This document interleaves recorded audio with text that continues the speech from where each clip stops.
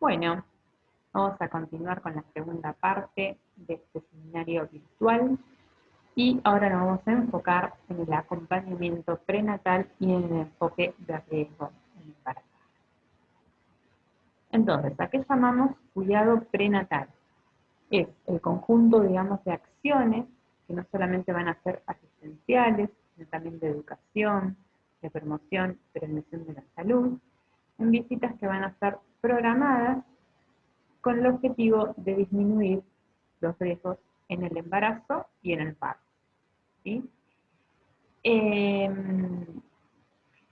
el cuidado prenatal no solamente va a ser, digamos, ejercido por un médico, sino que atrás de ello hay todo un equipo interdisciplinario conformado por enfermeros, por asistentes sociales, por licenciados en obstetricia, médicos obstetras, médicos ginecólogos, médicos generalistas, por odontólogos, nutricionistas y promotores de la salud.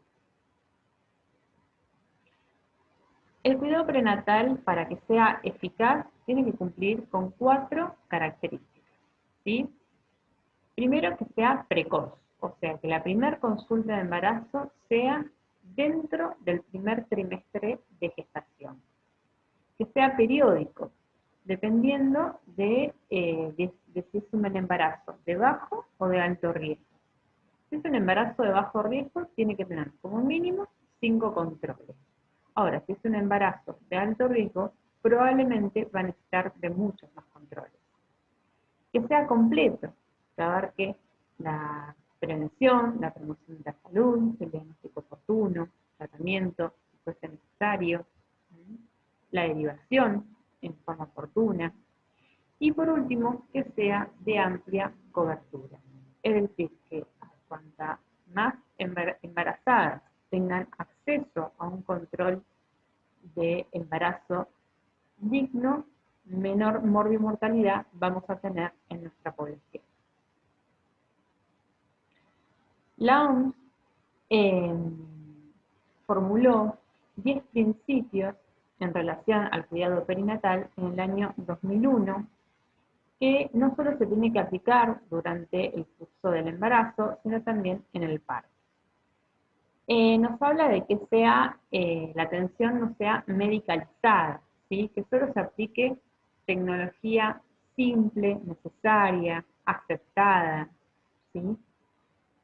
Que realizar estudios que se basen en evidencias, ¿sí? En evidencia científica, que sea abordado por un equipo multidisciplinario, como ya hemos visto, integral, que sea centrado en la familia, con un enfoque intercultural, con un enfoque de derechos, en la que la mujer sea protagonista y pueda tomar sus propias decisiones, ¿sí? Y también es muy importante, fundamental, respetar la privacidad, la dignidad, los derechos, la confidencialidad de las mujeres. Bien, ¿qué vamos a hacer en la primera consulta? Vamos a hacer mucho hincapié, ¿sí? en cómo se va a desarrollar la primera consulta. Y quería hacer una aclaración. Nosotros vamos a evaluar, cuando evaluemos en el parcial, en el final, lo que está escrito en la bibliografía. ¿Por qué aclaro esto? Porque van a ver que todo el tiempo yo les voy a hacer una comparación, digamos, de lo que dice la bibliografía con lo que sucede en la realidad, ¿sí? Y van a ver que va a haber algunas diferencias. Entonces, después a la hora de evaluar, nosotros por eso evaluamos solo la bibliografía, porque lo que sucede en la práctica puede variar, ¿sí? Según el ámbito del que estemos hablando, ¿sí? En cuanto a lo público, lo privado, y nunca evaluamos lo que decimos en cuanto a eso, ¿sí? Sino que nos basamos en la bibliografía. Entonces, lo primero que vamos a hacer es confirmar el embarazo, ¿sí?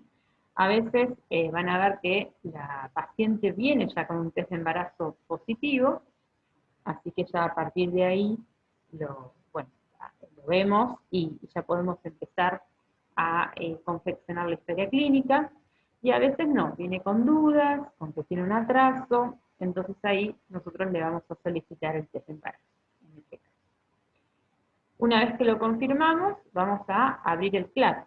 ¿Qué es el CLAP? Es la historia clínica perinatal, ¿sí?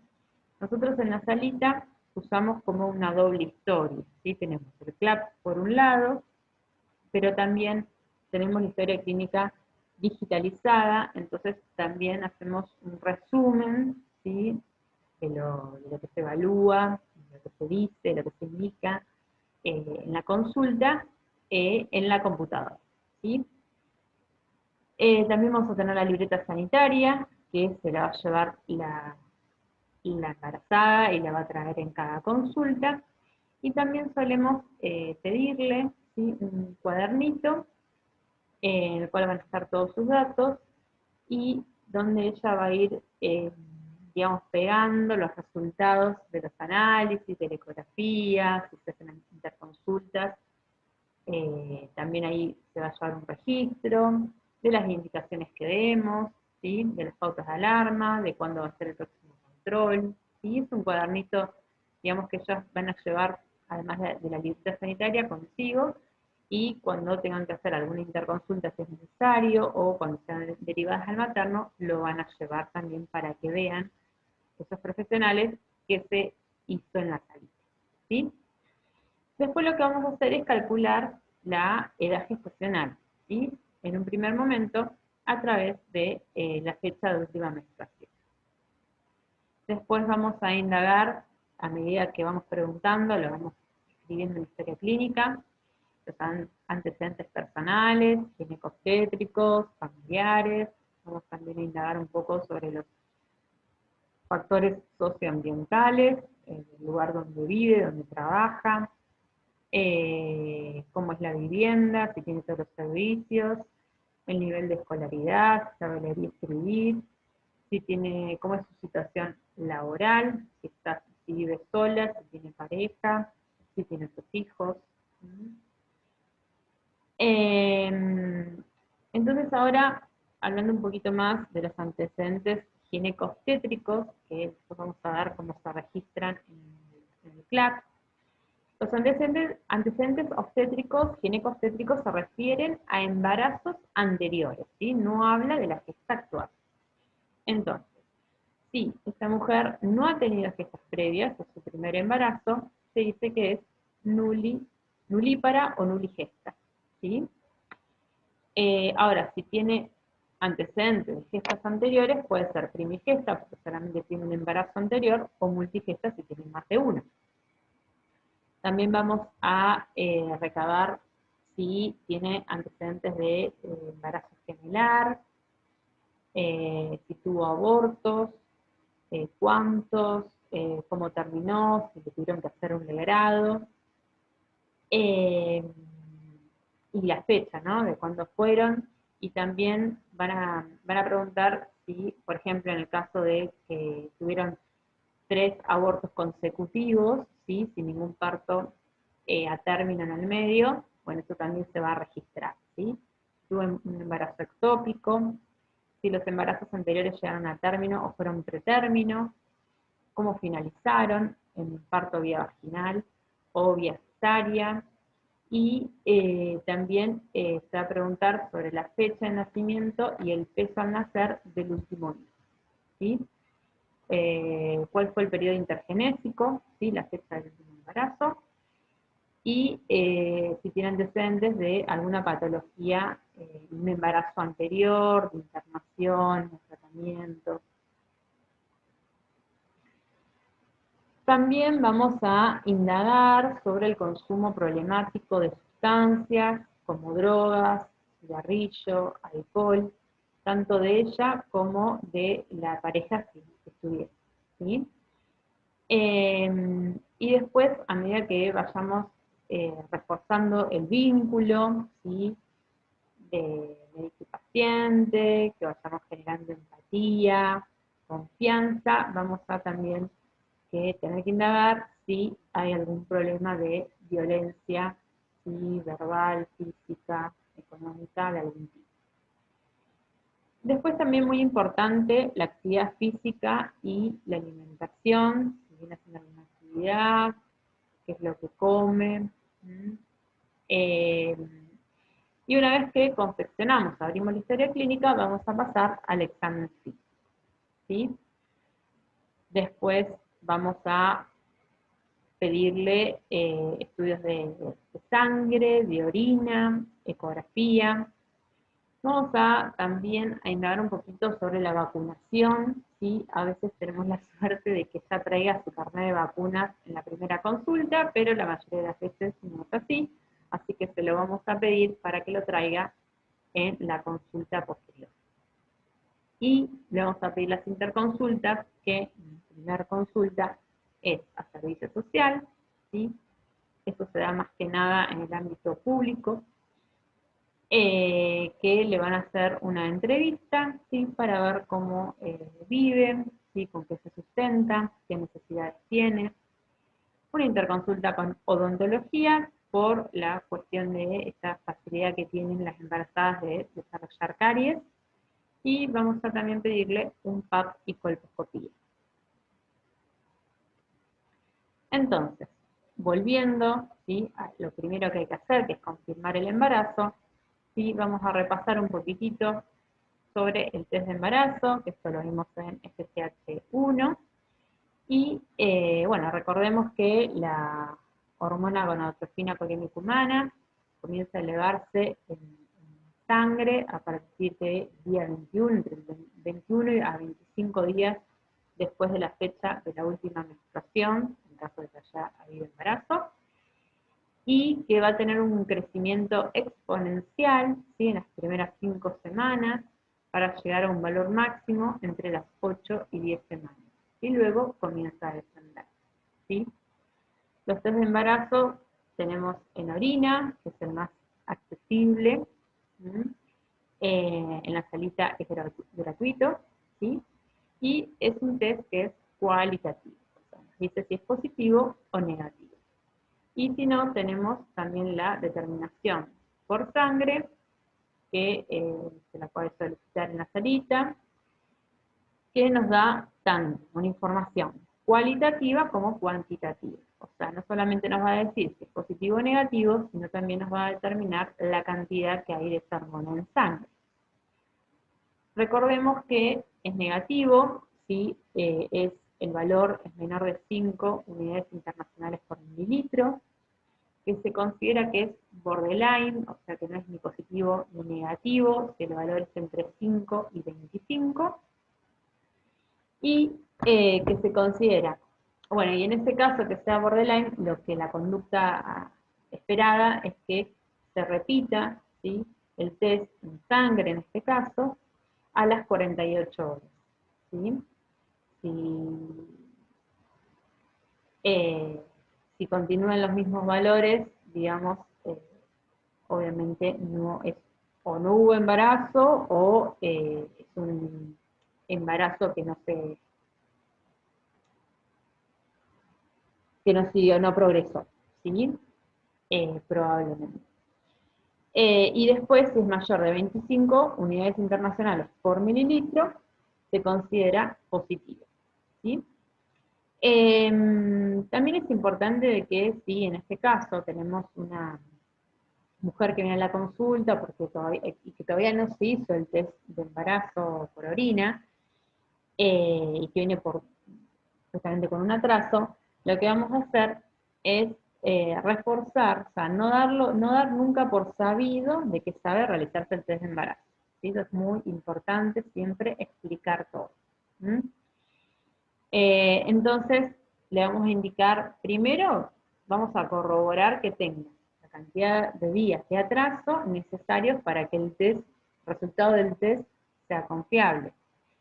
Los test de embarazo en orina son muy confiables en general, no dan falsos positivos, o sea, si nos da positivo es positivo, pero sí nos pueden dar un falso negativo porque se haga mal, sin la correspondiente retención de orina, o porque sea muy pronto para hacerlo, ¿sí? Entonces, es fundamental explicar eso, y que tiene que pasar de su fecha de última menstruación, o sea, del día que le tenía que volver a venir, a este día contarle 3 días más, ¿sí? O sea, al día de atraso, sumarle 3 días más para estar bien seguro de que el resultado sea fiable. Después, que idealmente lo haga con la primera orina de la mañana, y si no puede esperar, por lo menos que tenga 3 horas de retención de orina, ¿sí? Para poder hacer. Y después, en general, lo que le pedimos es que nos traigan el test de embarazo para corroborar de que realmente sea positivo o de que sea negativo, porque a veces es negativo y lo ven como positivo, o viceversa. Bien. Y después, una vez que tenemos el test de embarazo positivo, vamos a calcular la edad gestacional y también la fecha probable de. Primero quería hablarles un poco de que para calcular la edad gestacional nos vamos a basar en la fecha de última menstruación. Pero para eso tenemos que tener una fecha de última menstruación, ¿sí? Que sea confiable. ¿Sí? ¿Qué quiere decir eso? Que si no es confiable, no me voy a poder basar en la fecha de última menstruación para sacar la edad gestacional. Voy a necesitar sí o sí la ecografía. ¿Sí? Entonces, para que una fecha de última menstruación sea confiable, la mujer tiene que ser regular, es decir, menstruar todos los meses, se tiene que acordar muy bien, ¿sí?, de su fecha de última menstruación, y que en los últimos 3 meses previos, digamos, no haya usado ningún método anticonceptivo hormonal, ya sea orales o inyectables, ¿sí? Si se cumple con todo eso, o sea, está cuerda, es regular y no está usando ningún método, bueno, decimos que la FUM es confiable y entonces a partir de ahí voy a sacar la edad gestacional. ¿Sí? Como, bueno, tenemos por ejemplo la regla de NAL, que esa es la que han visto, que es al primer día de la última menstruación, le suman 7 días y la restan 3 meses. Pero lo que usamos en general en la práctica es el gestograma, ¿sí? Que es este disquito que ven acá, ¿sí? También hay aplicaciones que se pueden bajar en el celular que nos dicen, cargando, digamos, la FUM, nos van a decir precisamente en ese día qué día de edad gestacional tiene, y también la fecha probable de parto. Entonces acá en el gestograma, ¿cómo se usa? Bueno, vamos a poner la flechita en el día que fue su última menstruación, y después nos va a decir el día actual de la consulta, de qué edad gestacional está, y también nos va a decir la fecha probable de parto. Que siempre la fecha probable de parto es a las 40 semanas. Cuando cumple las 40 semanas, ahí se estima que es la fecha probable de parto.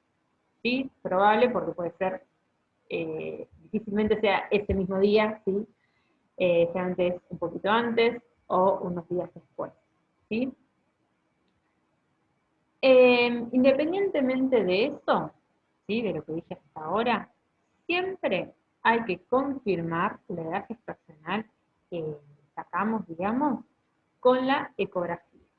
Por eso es muy importante que la ecografía sea realizada en la medida de lo posible de forma precoz, ¿sí? Entre las 11 y las 14 semanas, ¿sí? Porque ahí es cuando es más precisa la ecografía para sacar la edad gestacional, ¿sí? Después de esa fecha va aumentando el margen, digamos, de error en cuanto a la edad gestacional. Estoy hablando de la edad gestacional. Entonces, si tengo la posibilidad de tener esa ecografía en este momento, voy a comparar la edad gestacional que me da para el día que es la consulta, el día que tengo la consulta cuando embarazada, ¿no? La edad gestacional que me da para esa fecha la ecografía y la que me da cuando yo la saco por FUM. Sí, y bueno, si es la misma fecha, que también es difícil, pero si es la misma fecha, bueno, quiere decir que la FUM también es confiable y que ese embarazo lo puedo seguir con la edad gestacional sacada por FUM, ¿sí? Al igual que la fecha probable de parto sacada por la FUM, ¿sí? Ahora, si hay una diferencia, ¿sí?, entre la edad gestacional sacada por la ECO y sacada por la FUM, más igual o mayor de 2 semanas, ahí se dice que hay mucha variabilidad, mucha variación, entonces lo que hago es seguir el embarazo, o sea, seguir la edad gestacional por la fecha que me da la ecografía, al igual que sacar la fecha probable de parto, la que me da la ecografía. ¿Sí? Bien.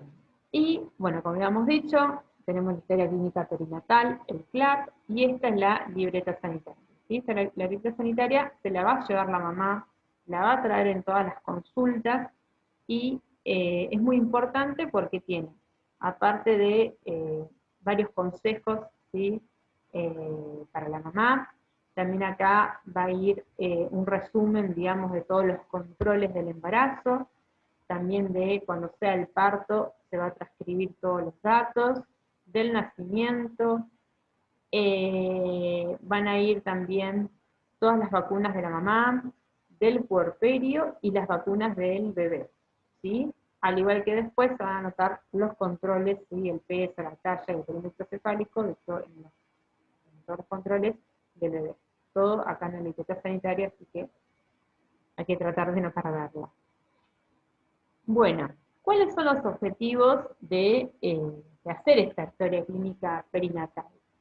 Bueno, desde ya tiene obviamente un valor legal, ¿sí? Que nos ampara a nosotros de que hicimos todo lo que teníamos que hacer, ¿sí? En cuanto a los controles. Eh, Después nos sirve también para planificar de cómo tiene que ser la atención de la embarazada y de su hijo, ¿sí? Para unificar las medidas, ¿sí? La recolección de los datos, que todos hagamos lo mismo, ¿sí?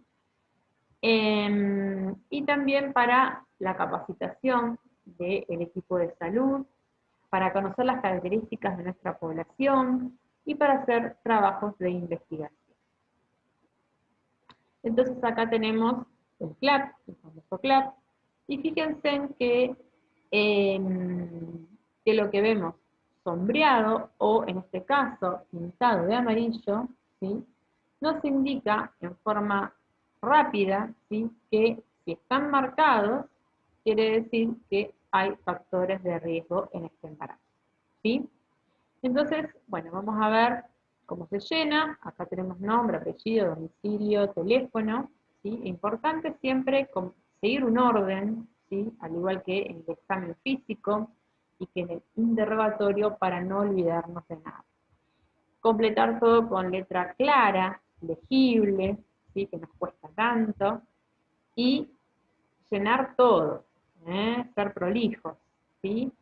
Fecha de nacimiento de la mamá, la edad. Fíjense en que acá, si tiene menos de 15 o más de 35 años, ya hay que marcarlo y constituye un factor de riesgo. Si sabe leer y escribir, si tiene estudios, ¿sí? Y cuál fue el año de mayor nivel que alcanzó, si está en pareja, si está soltera, si vive con alguien, si está sola, dónde se realiza el control, el número de documento, ¿sí? Importante, al igual que el teléfono, siempre pedir los teléfonos por las dudas. Y después vamos a ir a los antecedentes, ¿sí? De la familia y de ella. Entonces fíjense en que hay determinadas patologías sobre las que vamos a preguntar, como tuberculosis, diabetes, hipertensión, eclampsia, cirugía genitourinaria previa, ¿sí? Cardiopatías, nefropatías, violencia. Y después vamos a ir en los antecedentes que habíamos hablado, ginecobstétricos anteriores. ¿Sí? Acá no hablamos del embarazo actual, solo de los anteriores. Entonces, estas previas, obviamente se pone el numerito. Abortos, como les decía, si tienes 3 abortos espontáneos seguidos, ¿sí? Hay que marcarlos. Cantidad de partos, vaginales o cesárea, si nacieron vivos, si nacieron muertos, si los que nacieron vivos viven, o si alguno falleció dentro de la primera semana o después de la primera semana de nacimiento. Después del último parto, cuánto pesó, Si pesó menos de 2,5 kilos o más de 4 kilos, hay que anotarlo. Si hay antecedentes de gemelos, ¿sí? De ectópico también. ¿Cuándo finalizó el embarazo anterior? Y fíjense en acá que hay esta discrepancia entre la bibliografía y lo que dice CLAP. La bibliografía dice que el intervalo intergenésico tiene que ser, o sea, sería de riesgo si fuese menor de 2 años, y acá en el CLAP dice si es menor de 1 año, ¿sí? Como para que lo tengan en cuenta. Y después, con respecto a este embarazo, si fue planeado, ¿sí? Y si está usando o no un método anticonceptivo. ¿Sí? Y después vamos a la gestación actual, ¿sí? Acá va a ir el peso de la mujer, ¿sí? Al momento de, quedar embarazada, si lo recuerda, si se pesó, si lo colocamos. La talla, la altura de ella, ¿sí? La talla siempre se refiere a la altura de ella, no la altura uterina. ¿Eh? Después vamos a anotar la fecha de última menstruación. La fecha probable de parto la vamos a anotar recién cuando tengamos la ecografía, que tenemos que ver, ¿sí? Si podemos usar, seguirla por la FUN o por la ecografía. ¿Sí? Recuerden eso. Y acá les pregunta esto, ¿sí? Si la edad gestacional es confiable, por FUN o por la eco, ¿sí? o por ninguna porque es incierta y la ecografía se hizo después de las 14 semanas. ¿Sí? Después, sobre los hábitos tóxicos, ¿sí? Si fuma, si es fumadora activa o pasiva, y está dividido por trimestres, ¿sí? Si usa drogas, alcohol, violencia, no solamente ella, hay que especificar si por ella no usa nada, ¿sí? Lo consume, pero si su pareja, bueno, eso hay que especificarlo. Después sobre la vacunación, después sobre el examen odontológico, el examen mamario, PAP y colpo, ¿sí? Y después van también a constatar acá los resultados de los análisis, ¿sí? Fíjense que acá tenemos el grupo y factor, obviamente que si es negativa, sí va a constituir un riesgo. Después, sí, vamos a pedir la toxoplasmosis, y si llega a ser positiva durante el embarazo, ¿sí? O sea, contrae la enfermedad durante el embarazo, constituye un riesgo, ¿sí? Después tenemos también la hemoglobina para ver si está anémica y si le damos algún hierro o ácido fólico. Después tenemos también, bueno, Chagas, hepatitis B, si hay bacteriuria, si bacterias en orina. Fíjense que está discriminado también en todas estas determinaciones si es el embarazo menor de 20 semanas o mayor de 20 semanas. ¿Sí? La glucemia en ayunas. ¿Sí? Bueno, esto lo del estreptococo tipo B, esto se hace ya en un embarazo casi de término, entre las 36 y 37 semanas, se lo realizan ya en el materno y a esta altura ya nosotros no la controlamos más, ya la derivamos. Así que esto no lo llenamos en general. Si hubo preparación para el parto, si se hizo consejería sobre lactancia materna, bueno, y otras determinaciones del laboratorio, tenemos HIV y sífilis, ¿sí? Fíjense que están las ITS, ¿sí? Y las enfermedades como Chagas y toxoplasmosis, que son patologías prevalentes y muy importantes de diagnosticar en el embarazo. Y después, vamos seguido de esto, tenemos acá el espacio para ir completando en cada control. ¿Sí? Fíjense que vamos a poner la fecha del control, de qué edad gestacional está en ese momento, cuánto está pesando la embarazada, la presión arterial, la altura uterina, que, bueno, ahora lo vamos a ver en detalle, pero si no la podemos medir porque es menor, es un embarazo menor de 3 meses, vamos a poner SU, que es subumbilical. Y después, cuando ya la podemos medir, vamos a poner directamente cuánto mide. ¿Mm?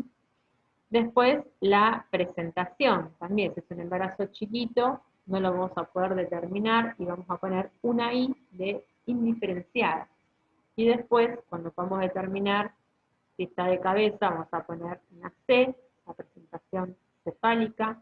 Si está de sentadito, vamos a poner una P, de presentación pelviana. Y si está transversa, o sea, atravesado, digamos, vamos a poner una T de presentación transversa.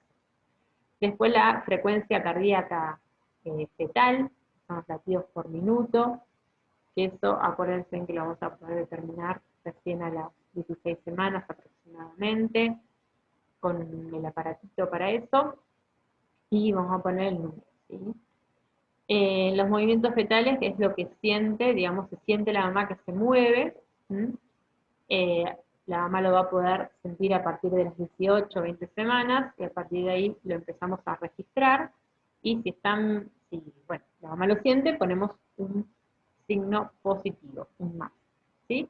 Y después acá va a ir todo lo que le solicitemos en ese control a la embarazada, si le indicamos algún tratamiento también, pautas de alarma, y acá el próximo control, ¿sí? Bien, entonces uno de los objetivos de este encuentro, ¿sí?, era hablar un poco de la estrategia, el enfoque de riesgo, ¿sí?, que es lo que habíamos visto recién, de poder ver en la historia clínica rápidamente, visualizarlo, si está marcado alguno de los sectores que están en amarillo o sombreado, ¿sí?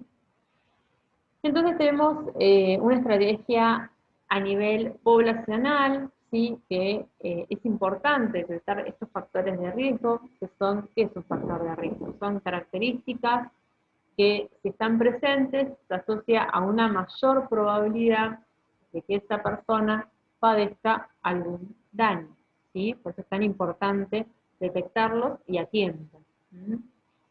Y según, digamos, el riesgo de nuestra población, podamos planificar acciones, tener cuidados diferenciados, distribuir más equitativamente los recursos y saber si tenemos una población de bajo o de alto riesgo, ¿sí?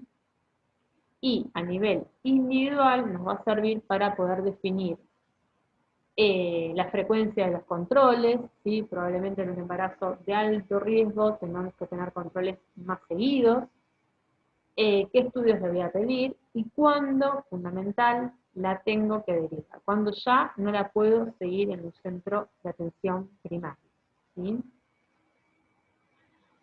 Bueno, ahora pasamos a lo que es el examen físico, ¿sí? Es muy importante, ¿sí?, la inspección de la piel, las mucosas, el estado de hidratación.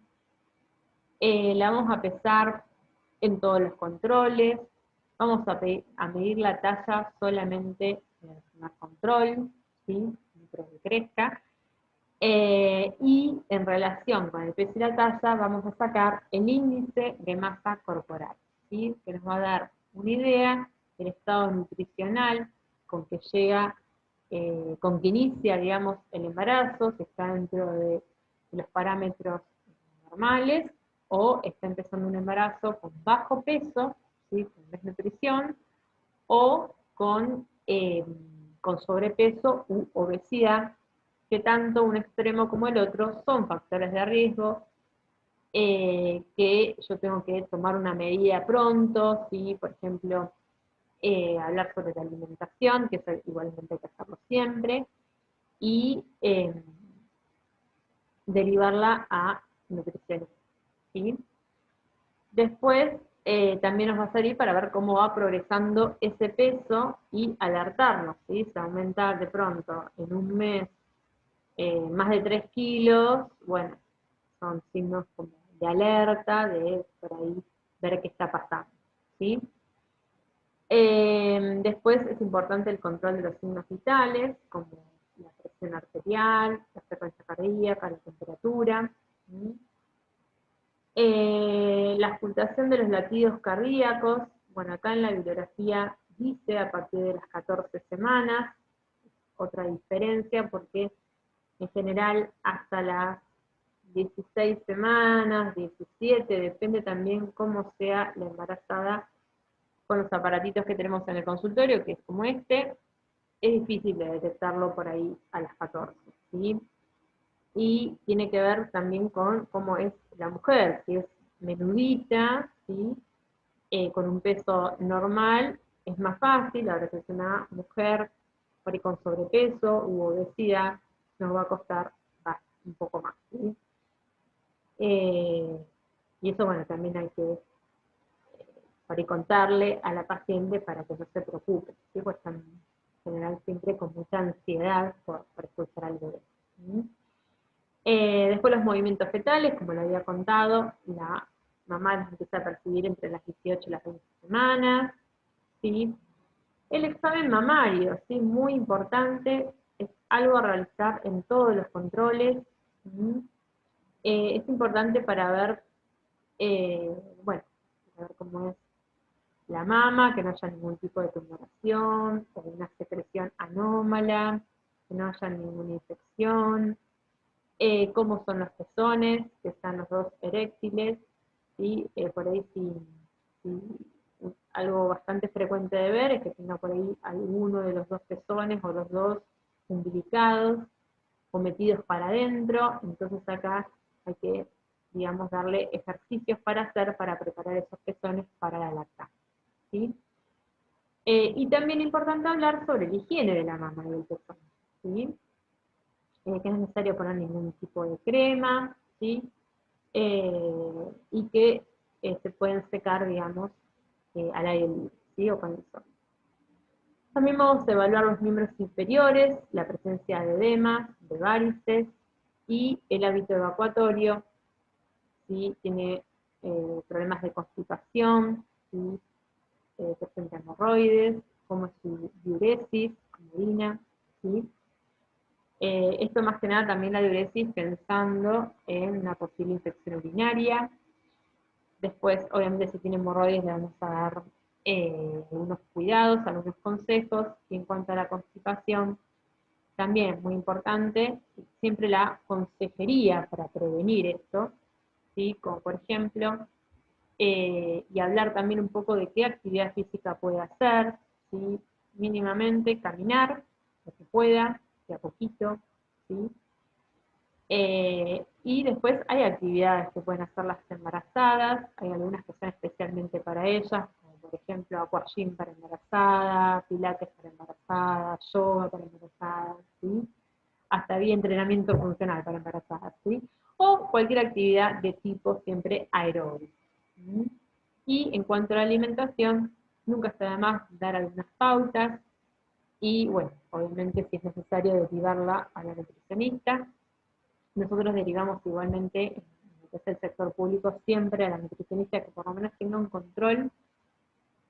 eh, y bueno, aconsejarle que haga la dieta lo más completa y variada posible, que no tome alcohol, que no tome bebidas que sean muy estimulantes como el café o la Coca-Cola, o sea, que disminuya en realidad su consumo, que trate de evitar las grasas, los fritos o las comidas muy picantes, eh, y que haga todas las comidas, si puede hacer 6 comidas, que serían colaciones en el medio mejor, porque eso va a hacer y que sean de poca cantidad, ¿sí? Que coma solamente un plato, porque eso va a ayudarlo un montón con el reflujo y con la acidez y las náuseas, que son tan frecuentes en los primeros meses de embarazo.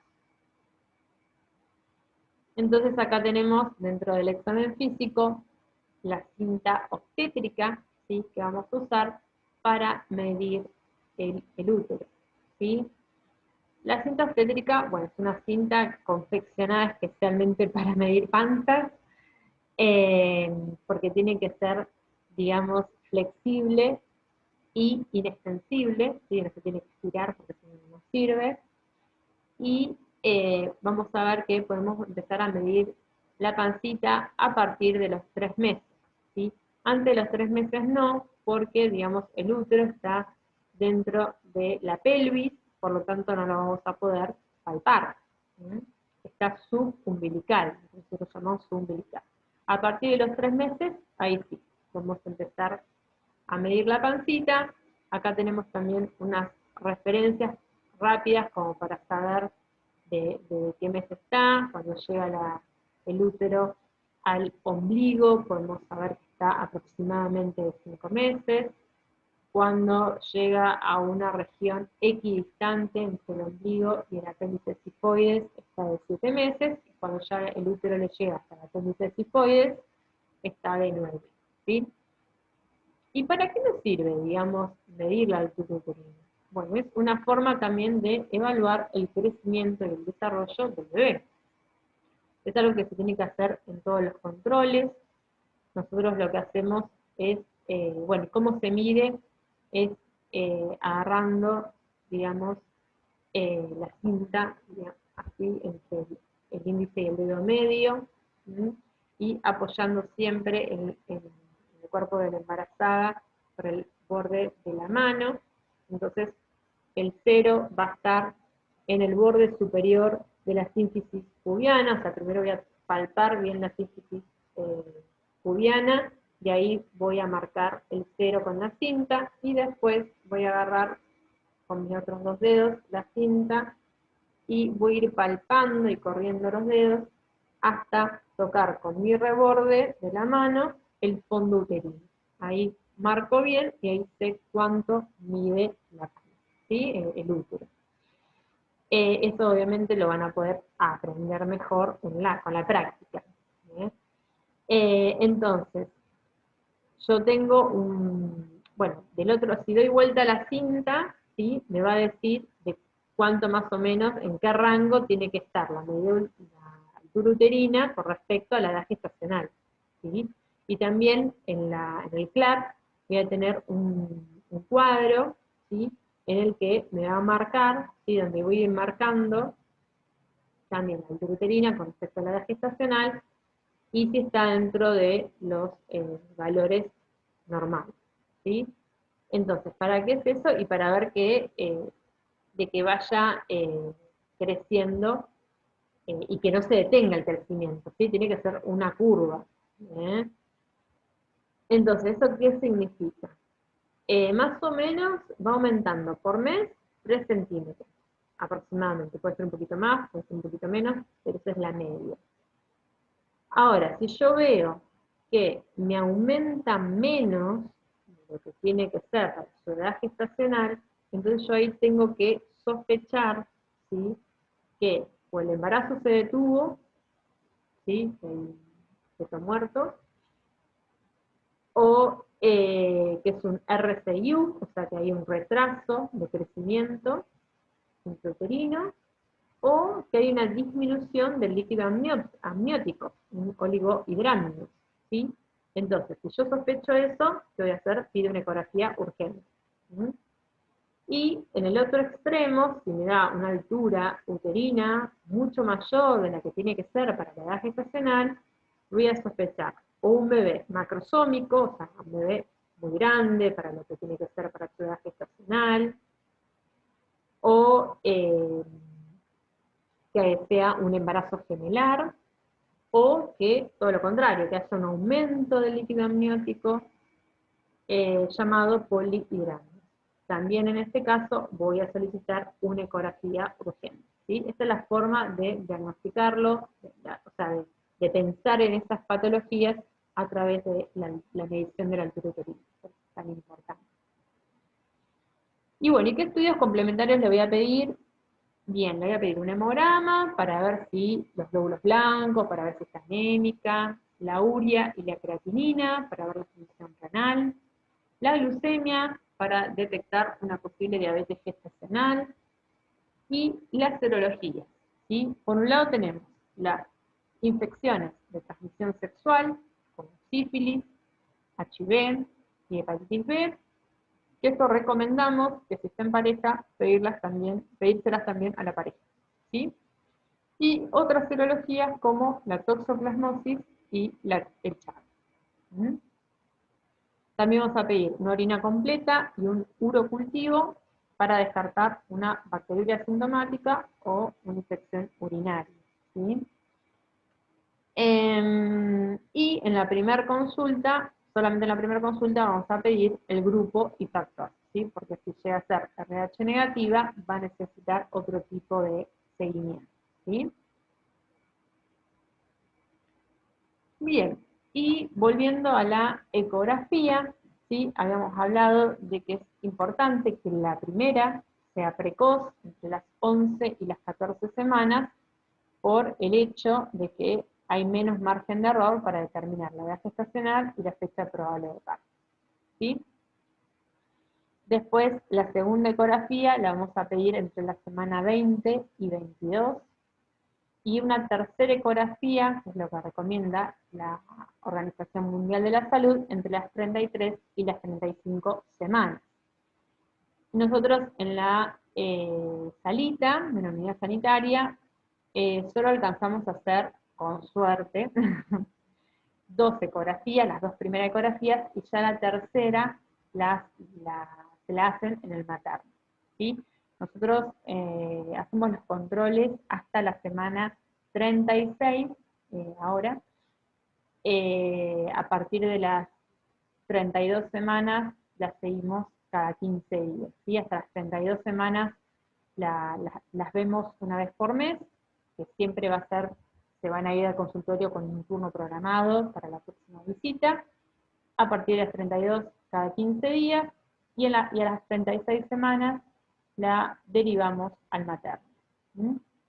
Y después, esto también es una información importante a saber, las diferencias en la visualización de la gesta, si la ecografía se hace por vía transvaginal o por vía transabdominal, ¿sí?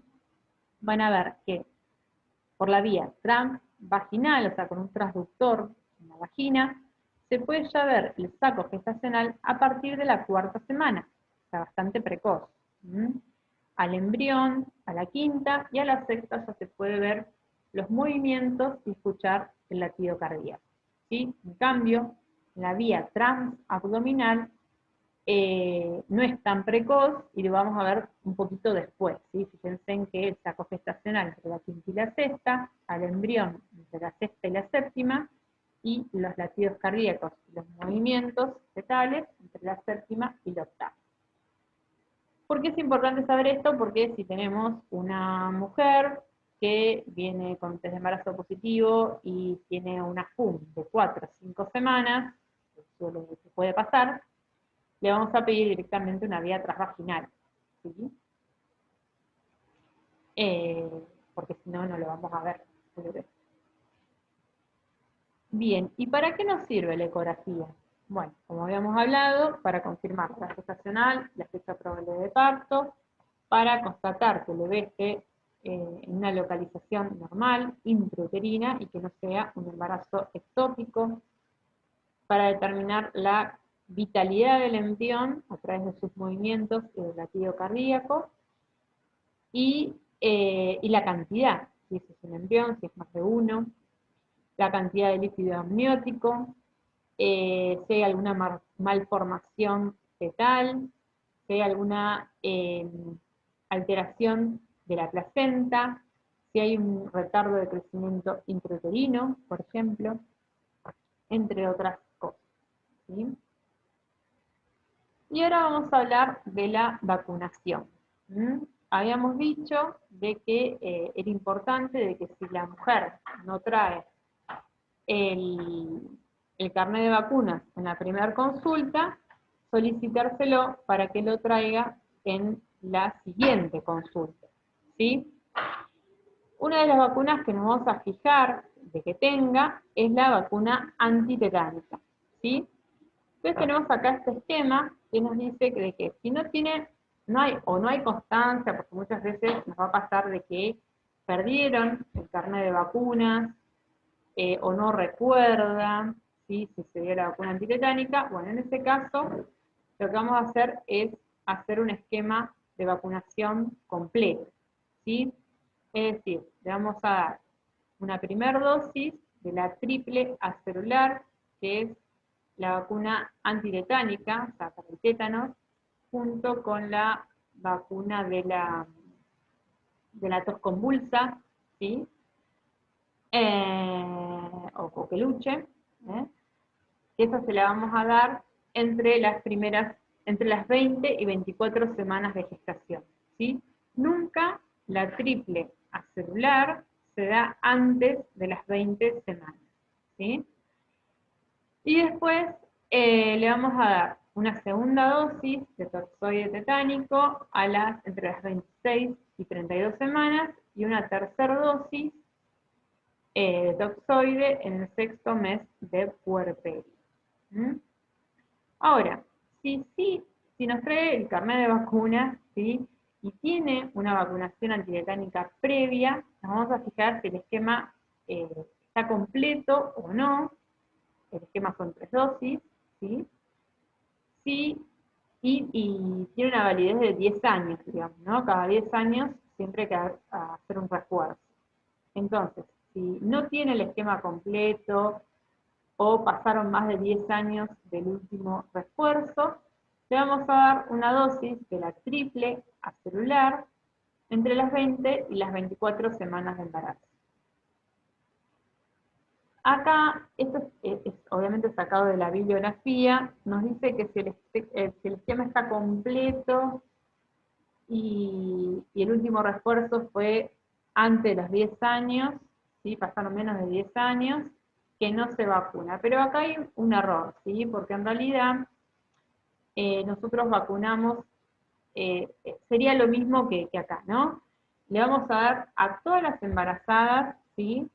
Sí o sí tenga el esquema completo o no, hayan pasado más de 10 años o no, le vamos a dar a todas, ¿sí? El refuerzo de la triple celular entre las 20 y las 24 semanas.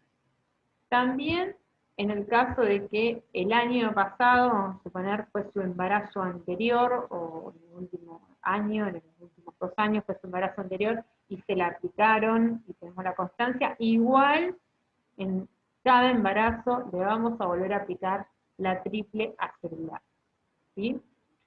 Otras vacunas tenemos la antigripal, que, bueno, la vacuna de la gripe, se puede dar en cualquier momento del embarazo, independientemente del momento del año que sea, ¿sí?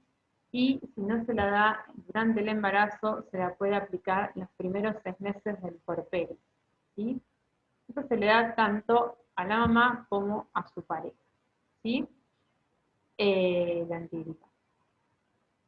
Y después tenemos también que ver si tiene completo el esquema para la vacuna para la hepatitis B, ¿sí?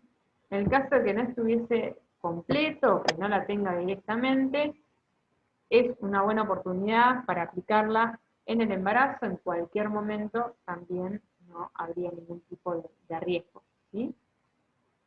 Y después, a modo para complementar, en el puerperio inmediato, ¿sí? En el puerperio inmediato le vamos o sea, antes de que egrese de la maternidad, le van a dar otra vacuna que es la doble viral, rubiola y sarampión, para prevenir el síndrome de rubiola congénita. Y después, aparte, en el control de salud es muy importante la educación para la salud, ¿sí? Esto tiene que ocupar un espacio en todos los controles que hagamos, ¿sí? Es muy importante. ¿Y de qué vamos a hablar? ¿De qué se trata? ¿Qué es la educación? ¿Mm? Bueno, una de las cosas que vamos a tocar es la promoción de la lactancia materna, ¿sí? Fundamental evaluar si la mamá tiene hijos anteriores, cómo fue su experiencia con la lactancia materna, ¿sí? Porque eso nos va a hablar mucho de qué va a pasar en este embarazo, de preguntarle si tiene ganas de darle la teta a su hijo, ¿sí? Eso es muy importante. Y siempre haciendo hincapié sobre los beneficios para el hijo, para ella, para la familia.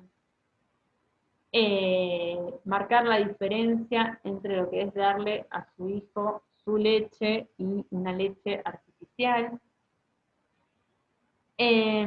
Hablar también sobre cómo es la higiene de la mama y el pezón, sobre las técnicas de amamantamiento, sí es muy importante.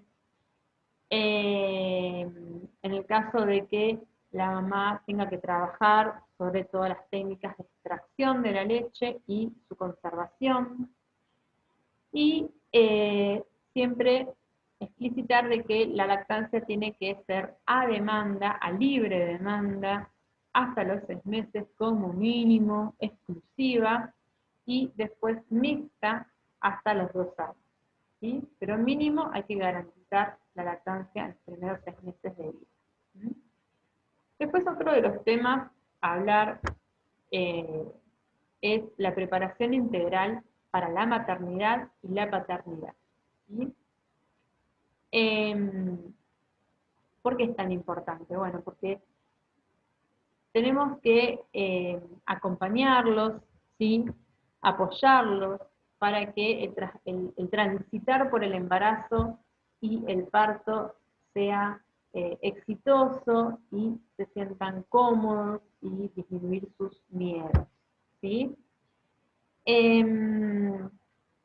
Hay que facilitarles, digamos, una preparación tanto física como psíquica, por eso es tan importante de promocionar que hagan los cursos de preparto, ¿sí? Para que entiendan todas, la mamá pueda entender todo lo que le va pasando, todos sus cambios que son normales, esperables, ¿sí? Lo que va a ir sintiendo, ¿sí? Los ejercicios que puede hacer, ¿sí? La alimentación, hasta cómo preparar el bolso, ¿sí? Todos por ahí los trámites que tiene que hacer después cuando nace el bebé, bueno, un montón de información, ¿sí? Que le va a dar seguridad.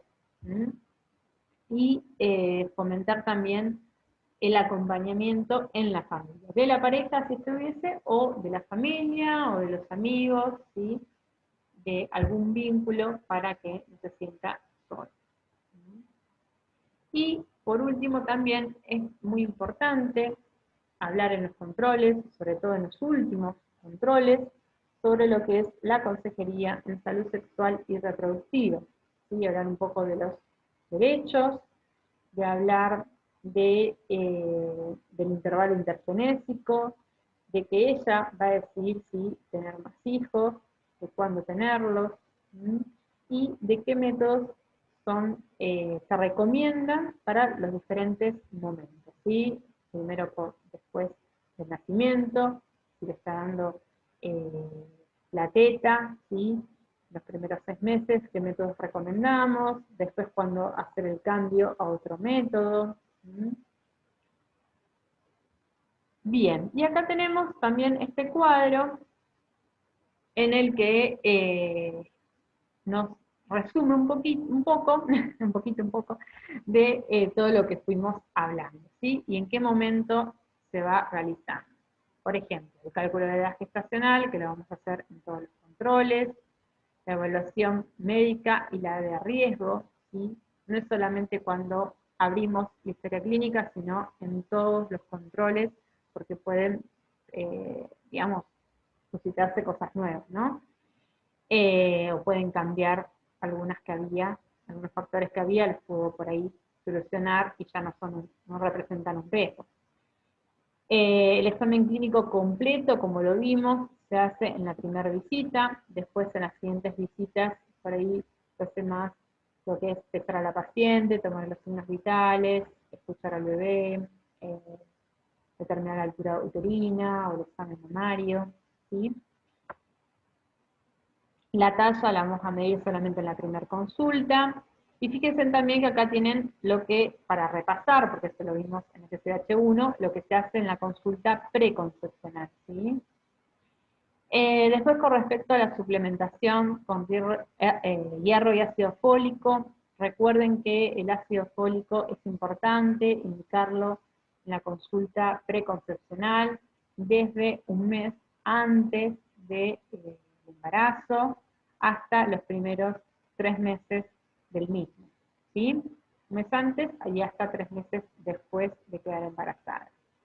Y el hierro se indica darlo durante todo el embarazo, ¿sí? Para que tenga una buena reserva para el momento del parto en la que va a tener mucha pérdida de sangre, ¿sí?